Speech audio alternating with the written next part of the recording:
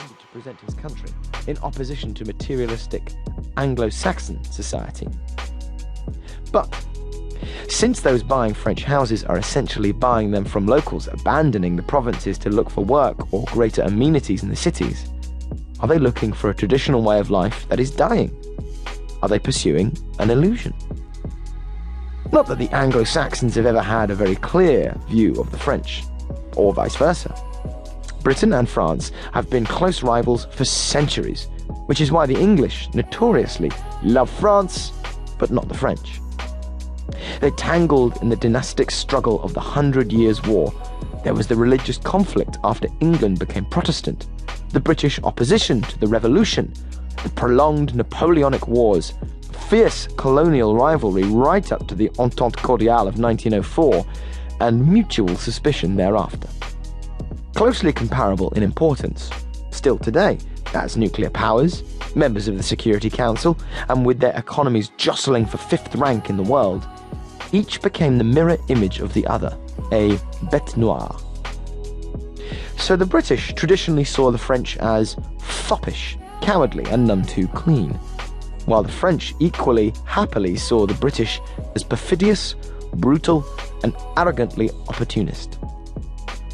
And while in recent times the hostility has subsided, the two countries have adopted opposing economic models, with the British, at least until the recent recession raised some doubts, tending to see France as strike-bound and over-regulated, and the French viewing Britain as a laissez-faire, unequal society. Inevitably, as the competing power in the West became the United States rather than Britain, a similarly ambiguous anti-Americanism overtook French Anglophobia. France had, of course, supported the American Revolution, but the US opposed France's colonial aims, did not join the League of Nations, withdrew from European involvement after the First World War, and initially supported Vichy rather than de Gaulle, while the very fact that it saved France politically and economically after the Second World War reinforced the sense of dependency on this powerful new social and cultural model so different from France's own.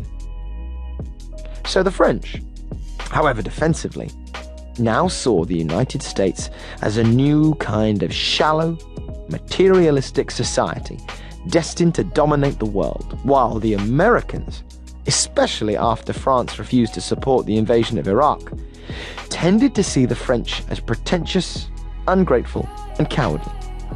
Of course, there is a love-hate element to these anxieties and popular prejudices, but, comical as they can seem, they do not make for understanding.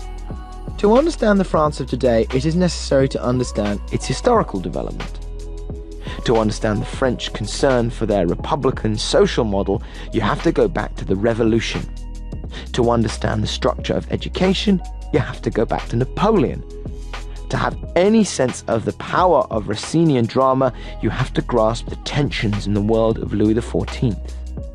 To understand the development of the language, you have to go back to Roman Gaul. The fact that France has had such a dramatic history, oscillating between revolution and reaction, clericalism and secularism, left and right, does not derive from temperament. It derives from France's geographical position on the continent of Europe, with enemies on all sides, so that the French identity has been conditioned by a whole series of conflictual relationships with ancient Rome, the Holy Roman Empire, Italy and the Vatican, Germany and Spain, as well as by imperial rivalry with Britain and the US. Frenchness is largely a historical construct, as indeed is the country itself, for the present neat hexagon developed over centuries in an essentially unplanned fashion, and was only completed with the return of Alsace-Lorraine after the Second World War. And French national feeling, in a country where barely 10% of the inhabitants spoke French before the Revolution, is largely the effect of Napoleonic conscription and the introduction of free schooling with patriotic indoctrination by the Third Republic. But underlying these changes are the significant, often ironic, continuities, as when the central importance of the state, which differentiates France so markedly